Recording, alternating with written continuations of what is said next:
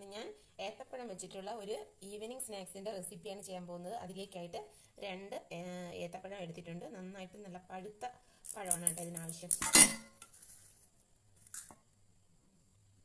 ഇതിൻ്റെ തോലെല്ലാം കളഞ്ഞ് നമുക്ക് വൃത്തിയാക്കി എടുക്കാം.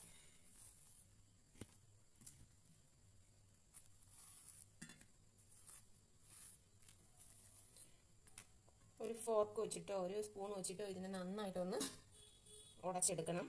നമ്മൾ മിക്സിയുടെ ജാറിലിട്ടൊന്നും ഉടച്ചെടുക്കണ്ട കേട്ടോ, അല്ലാതെ തന്നെ ഇങ്ങനെ പ്രസ് ചെയ്ത് നമുക്ക് നന്നായിട്ടൊന്ന് ഉടച്ചെടുക്കാം. നന്നായിട്ട് അതാണ് പറഞ്ഞത്, നല്ല പഴുത്ത പഴം എടുക്കണം. അപ്പോൾ നമുക്ക് പെട്ടെന്ന് തന്നെ ചെയ്തെടുക്കാൻ പറ്റും. ഇങ്ങനെ 2 പഴവും ഞാൻ ചെയ്തെടുക്കട്ടെ.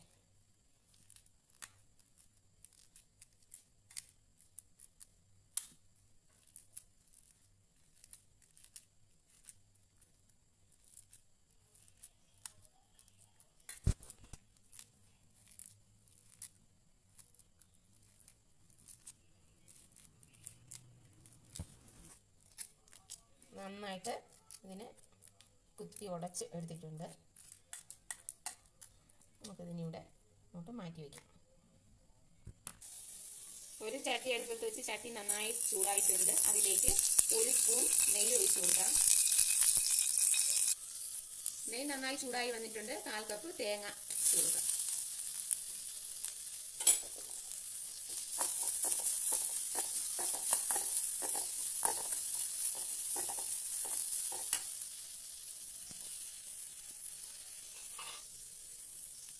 നട്ട്സ് ഇട്ട് കൊടുക്കാം. കാഷ്യൂ നട്ട്സ് ഇട്ട് കൊടുക്കാം.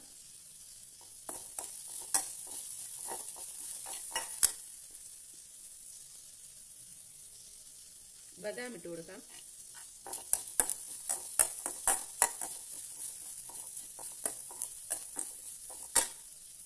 ഉണക്കമുന്തിരി ഇട്ട് കൊടുക്കാം.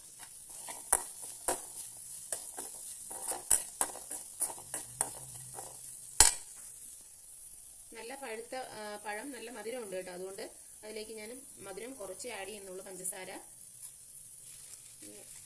3 ടീസ്പൂൺ പഞ്ചസാര ഇട്ട് കൊടുക്കാം.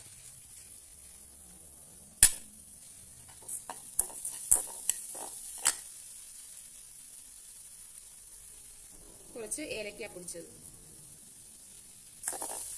ഫ്ലെയിം ഓഫ് ചെയ്ത് കൊടുക്കാം. ഇതൊന്ന് തണുക്കട്ടെ.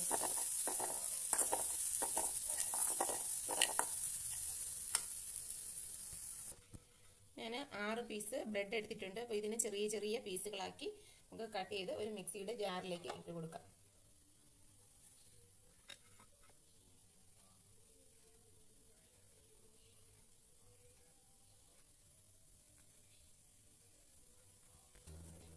ബ്രെഡ് നമ്മൾ പൊടിച്ചെടുത്തിട്ടുണ്ട്. നേരത്തെ ഉടച്ച് മാറ്റി വെച്ചിരുന്ന ഏത്തപ്പഴത്തിലേക്ക് ഇത് ഇട്ട് കൊടുക്കാം. നമ്മൾ നേരത്തെ ഒന്ന് ചൂടാക്കി വെച്ചിരുന്ന തേങ്ങ കൂട്ടില്ലേ, അതെല്ലാം കൂടെ ഇതിലേക്ക് ചേർത്ത് കൊടുക്കാം.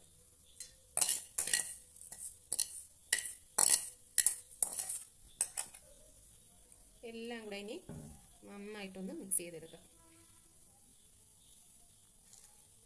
വെള്ളമൊന്നും ചേർക്കണ്ട.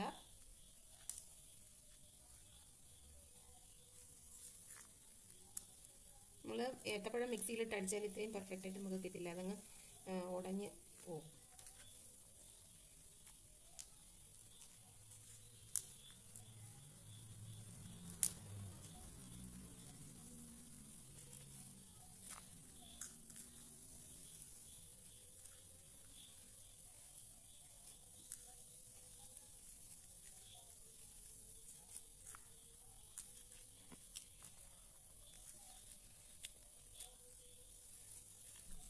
നന്നായിട്ട് എല്ലാം കൂടെ ഒന്ന് മിക്സാക്കി കൊടുക്കാം.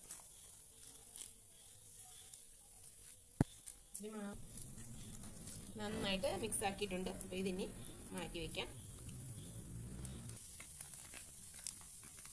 ഒരു പാത്രത്തിൽ കുറച്ച് മൈദപ്പൊടി ഇട്ട് കൊടുക്കാം.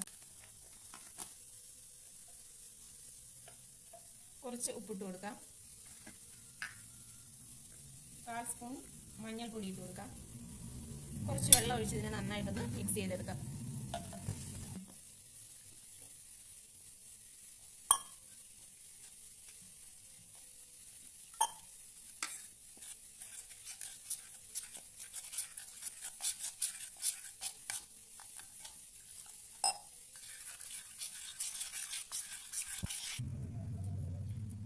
ചെയ്ത് വെച്ചിരുന്ന ബനാന കൂട്ടിൽ നിന്ന് കുറച്ചെടുത്ത് നമുക്ക് ഏത് ഷേപ്പ് വേണോ ചെയ്തെടുക്കാം.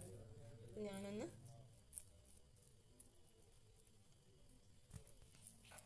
ഇതിൽ നിന്നും കുറച്ച് മാവെടുത്ത് നമുക്ക് ഏത് ഷേപ്പ് വേണോ ചെയ്തെടുക്കാം. റൗണ്ട് വേണമെങ്കിലും റൗണ്ട്, സ്ക്വയറോ റെക്റ്റാങ്കിളോ ഏത് വേണോ ചെയ്തെടുക്കാം. ഞാനിപ്പോൾ റെക്റ്റാങ്കിൾ ഷേപ്പിന് ചെയ്തെടുക്കുകയാണ്. ഇങ്ങനെ എല്ലാം ചെയ്ത് വയ്ക്കാം.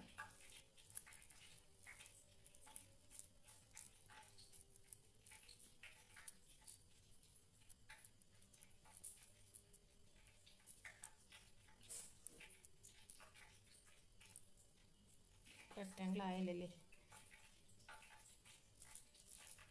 സ്ക്വയർ വേണമെങ്കിലും ചെയ്തെടുക്കാം, റൗണ്ട് വേണമെങ്കിലും ചെയ്തെടുക്കാം. ഞാനിനി ഒന്ന് റൗണ്ടായിട്ട് ചെയ്തെടുക്കട്ടെ. കട്ട്ലറ്റിൻ്റെയൊക്കെ ഷേപ്പിലൊന്നും ചെയ്തെടുക്കട്ടെ. ഇതുപോലെ എല്ലാം ചെയ്തെടുക്കാം. ഒരു പാൻ അടുപ്പത്ത് വെച്ച് എണ്ണ ഒഴിച്ചിട്ടുണ്ട്. എണ്ണ നന്നായി ചൂടായിട്ടുണ്ട്. നമുക്കിനി ഓരോ ബനാന പീസും ഇതിലേക്ക് മുക്കി ഇട്ട് കൊടുക്കാം.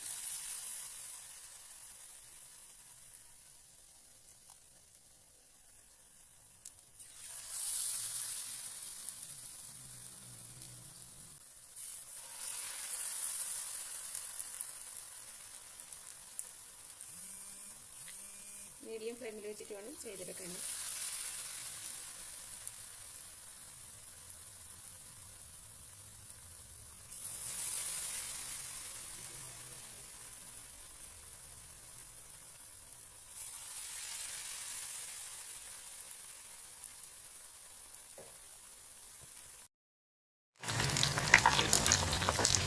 ഇതിന് ഇളക്കിയിട്ട് കൊടുക്കാം.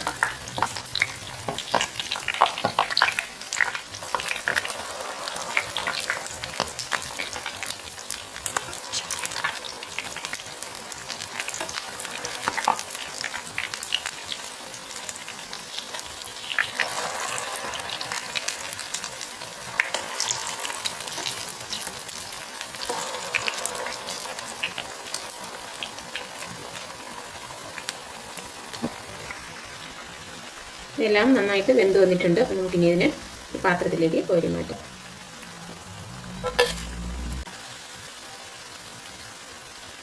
ഇങ്ങനെ ഉണ്ടാക്കുന്ന ഏത്തക്കയപ്പങ്ങളൊക്കെ നല്ല മൊരിഞ്ഞിട്ട് കഴിക്കുന്നതാണ് ടേസ്റ്റ് കൂടുതൽ.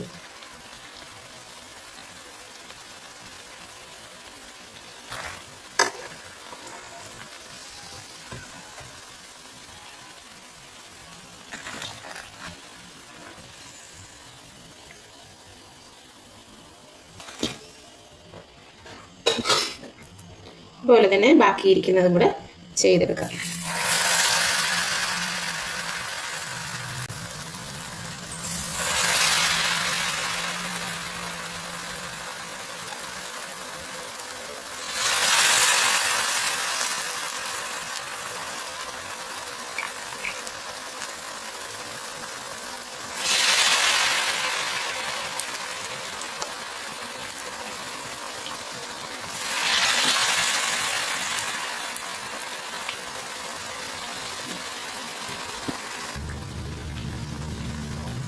നമുക്ക് ഇളക്കിയിട്ട് കൊടുക്കാം.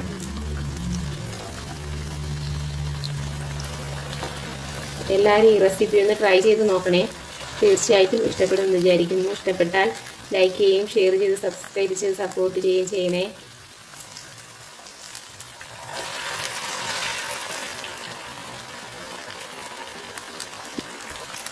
ഫ്ലെയിം ഓഫ് ചെയ്ത് കൊടുക്കാം. നന്നായിട്ട് വെന്തിട്ടുണ്ട്. ഓരോന്നും കോരി മതി.